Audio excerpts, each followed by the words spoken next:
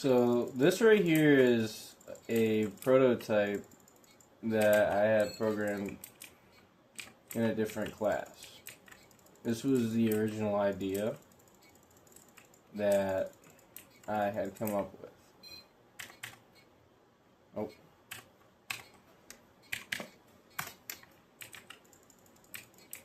So this is basically the first build, and it was done by myself. I'm just going to play through it real quick just so we can compare. Here's just a little upgrade interface. Every time you collect these data shards, you're basically upgrading your meter here. And my goal was to completely replicate these results within the AI prompt. So, we're just going to go for shield.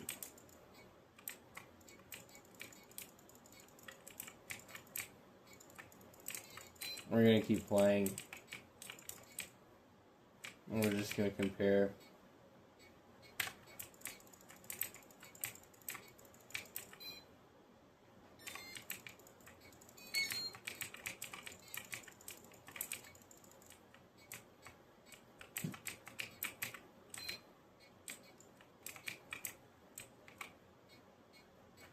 I want to see how far we can get on both games.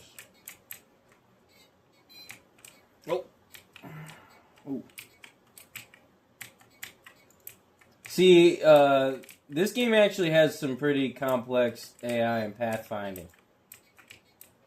And I wanted to make sure that the game that we make with GitHub Copilot also replicates that behavior that you're seeing right now.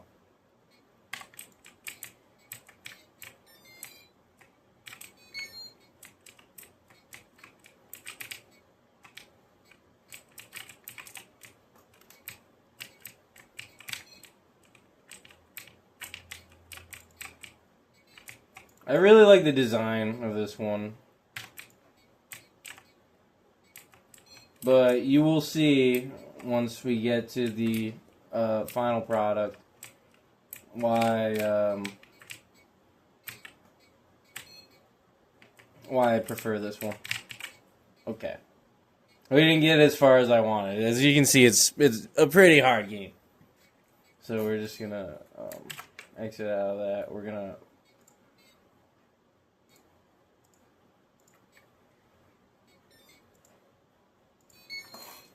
play this one.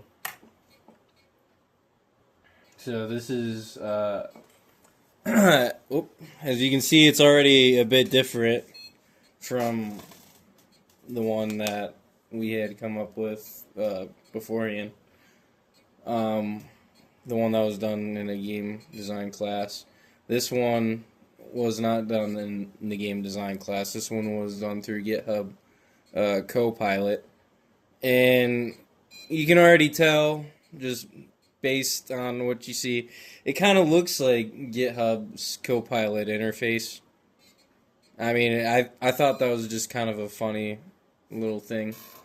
So, already it's kind of like predicting what the user wants. It doesn't necessarily all fit here, all the text. This is the first generation, you know, and I had a highly detailed prompt based upon my original Python script for the game. So press enter. Layout is kind of confusing, and it really just drops you into the action immediately, whereas like the other one, it's a very progressive start. Oh my gosh, the style is very different. Whew! I'm not saying it's bad, it's just very challenging. I mean, this is just the AI's interpretation of, you know, what the results I wanted.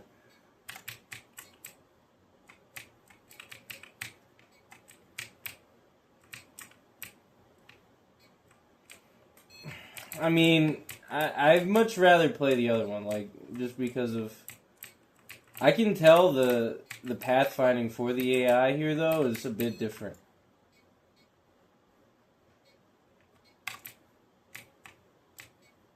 The pathfinding is a bit different for the AI. But the interface seems just a little like, wow, kind of messed up. You know, whereas the other program that we were exploring had much more of a clean design to it. This one, in comparison, is just a little sloppy.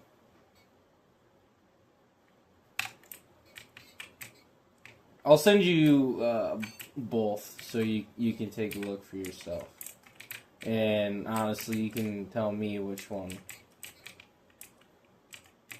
is better. Because I just feel like there's too much going on all at once in this replication. It just doesn't feel like a human had designed it, whereas the other one, you know, as simple as it was, it looked like it was designed by a person. Like, you know, somebody with actual, you know, who's looking at the graphical interface. You know, from the outside, when the AI is looking at this, like I say, looking, it's not actually seeing all these particle effects on screen. It's just trying to implement the fastest procedure to get the product in front of your face as a workable prototype, if that makes any sense.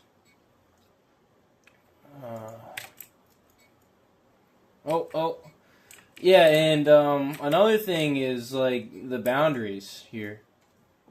The boundaries on the screen, it gets stuck. So you can see there's quite a bit of a difference between these two products.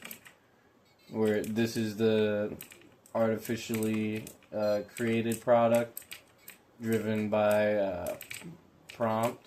I'm not saying it's a bad thing. As a matter of fact, I think this is good. Excuse me. Yeah, I feel like this is good utilization of artificial intelligence, generative AI, to have a workable prototype. But like you see here, this working prototype has quite a bit of flaws. You know, it from out of the box, yeah, it has quite a bit of design flaws to it that need to be worked on by the programmer. You know, whoever's going to refine the script. So we're going to play a second round here, and then we're going to go back to the human creation.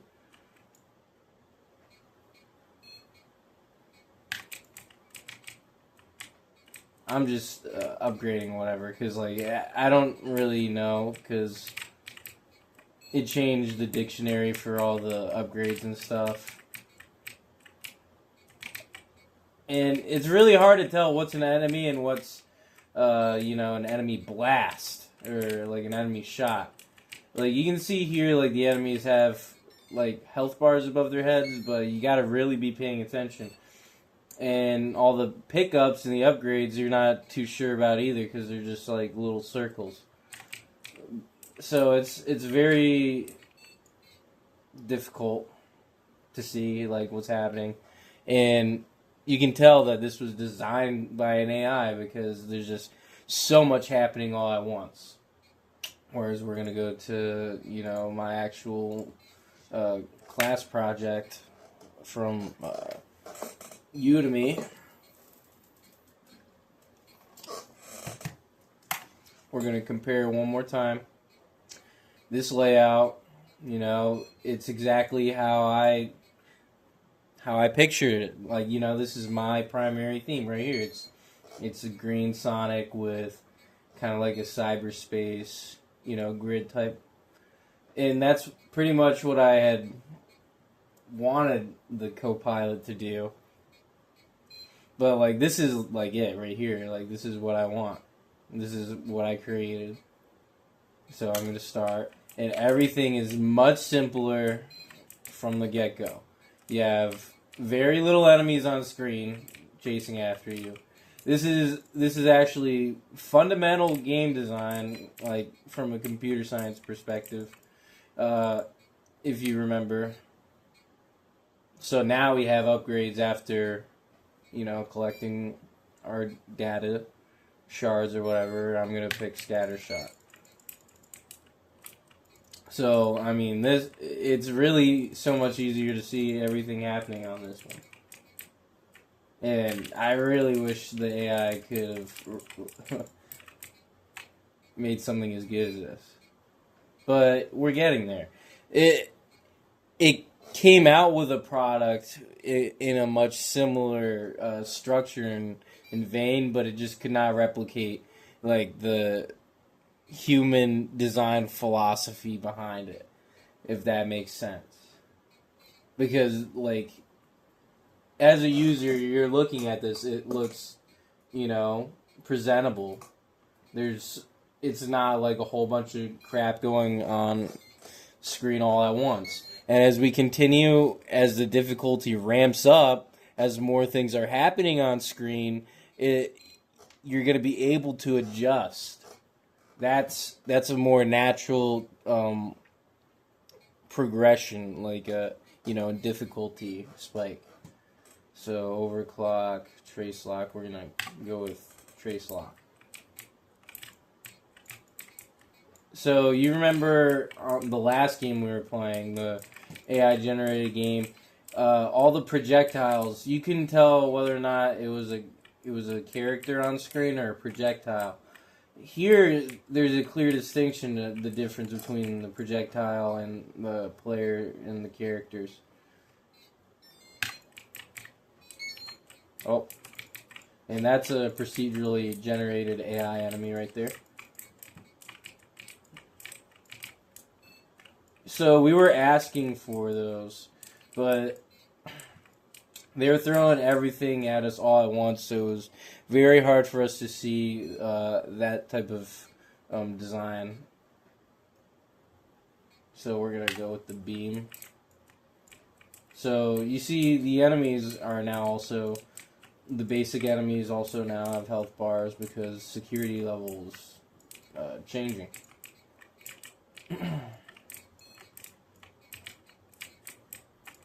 In the other game, it was hard to tell even what security level was because there's just so much flying at you all at once.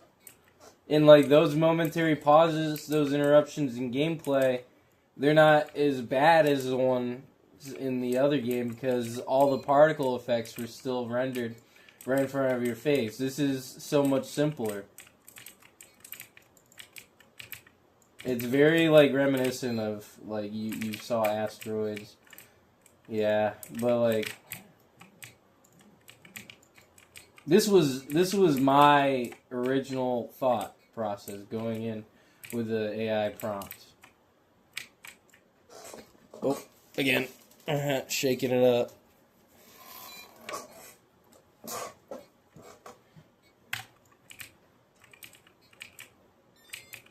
I'm just really working on my shots and stuff right here.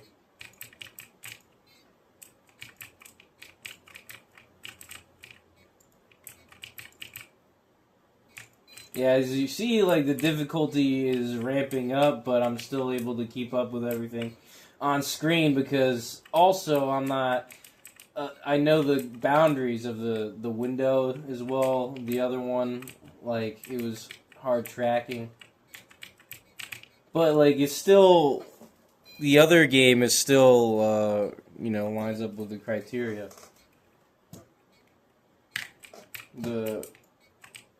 It's still like a 2D top-down shooter produced by, GitHub Copilot. Even though it's not a perfect one-to-one replication of, my original design intention, it's still, passable, I guess you could say.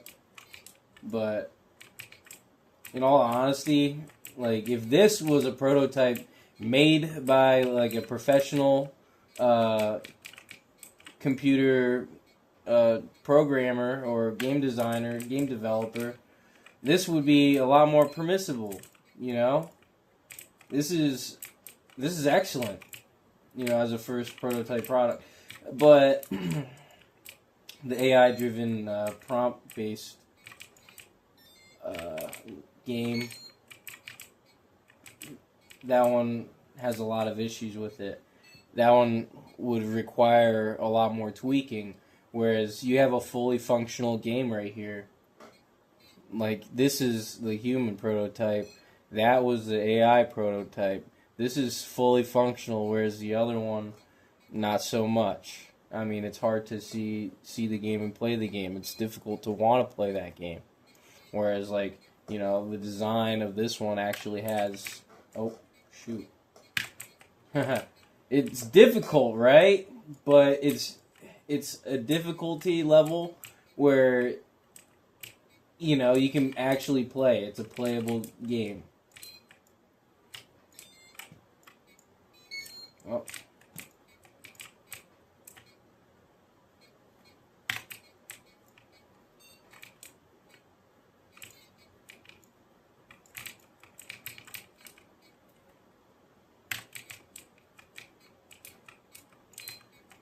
See how that triangle guy, he was moving very defensively? Yep.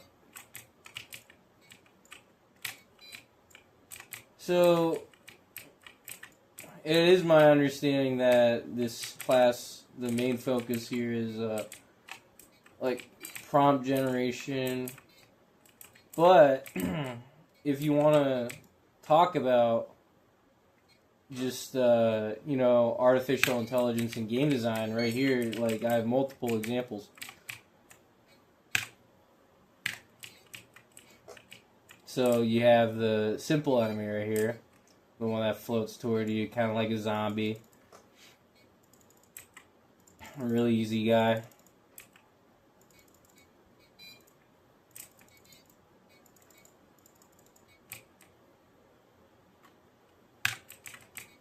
You know, these are like the very first enemies you encounter.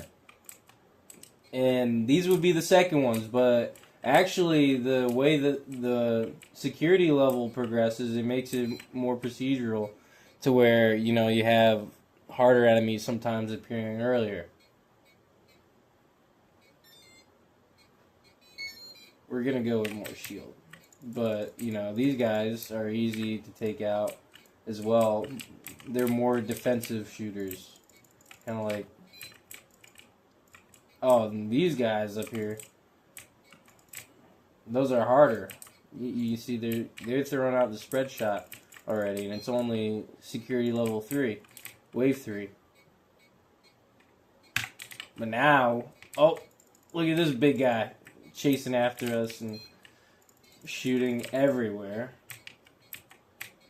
like a rogue entity.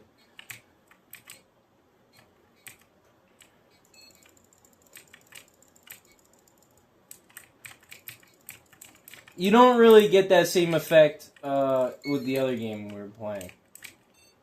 You couldn't really tell what enemies were what.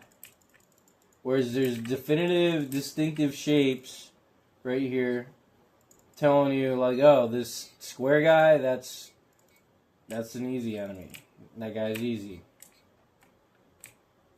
Whereas I remember in the other one, you had him, like, constantly ramming into you. Like, he was playing bumper cars with you.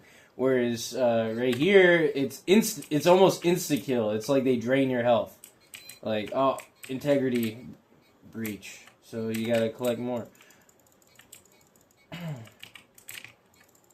I really like these guys. These are, like, literally, like, like the stormtroopers of this game.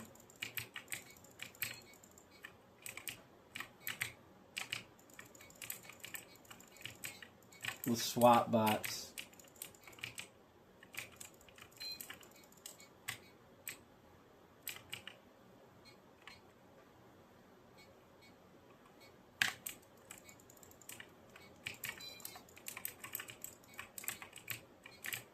We got a little ghost right there.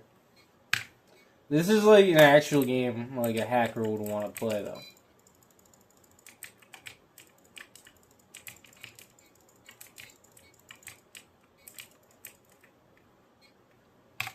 Oh, I love this power. The beam.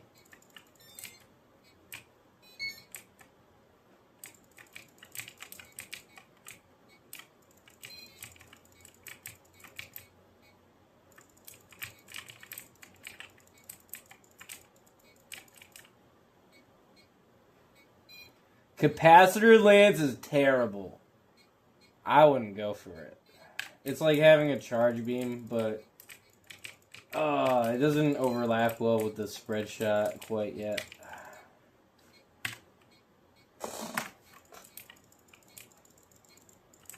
That guy is hard.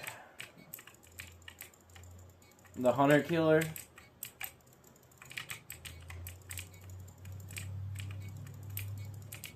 Dude, you really need spread shot in this game. If you're gonna get anywhere, it's called scatter grid. If you're gonna get anywhere, this guy he replicates your movements. He like really tries to mess you up.